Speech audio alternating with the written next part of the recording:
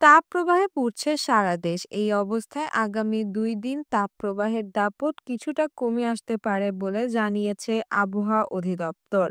একই সঙ্গে টানা ৫ দিন দেশের বিভিন্ন অঞ্চলে বৃষ্টি অথবা বজ্রসহ বৃষ্টি হতে পারে। সোমবার সকাল ৯টা থেকে পরবর্তী ২৪ ঘন্টার আবহাওয়ার পূর্বাভাসে এ তথ্য জানানো হয়েছে।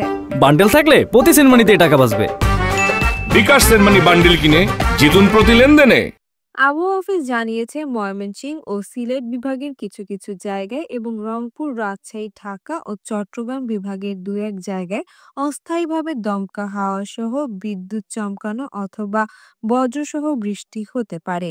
সেই সঙ্গে কোথাও কোথাও বিক্ষিপ্তভাবে শিলাবৃষ্টিও হতে পারে। দেশের অন্যত্র অস্থায়ী আংশিক মেঘলা আকাশ সহ আবহাওয়া প্রধানত শুষ্ক থাকতে পারে। এছাড়া খুলনা বিভাগে দিনের তাপমাত্রা প্রায় অপরিবর্তিত থাকতে পারে এবং দেশের অন্যত্র তা ১ থেকে ৩ ডিগ্রি সেলসিয়াস হ্রাস পেতে পারে। সারা দেশে রাতের তাপমাত্রা প্রায় অপরিবর্তিত থাকতে পারে।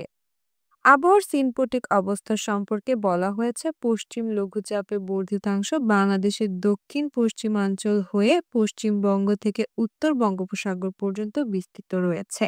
গতকাল দেশের সর্বোচ্চ তাপমাত্রা ছিল চুয়াডাঙ্গায় ৪১.৮ ডিগ্রি সেলসিয়াস এবং সোমবার দেশের সর্বনিম্ন তাপমাত্রা রেকর্ড করা হয়েছে রাঙামাটিতে ১৯ ডিগ্রি সেলসিয়াস।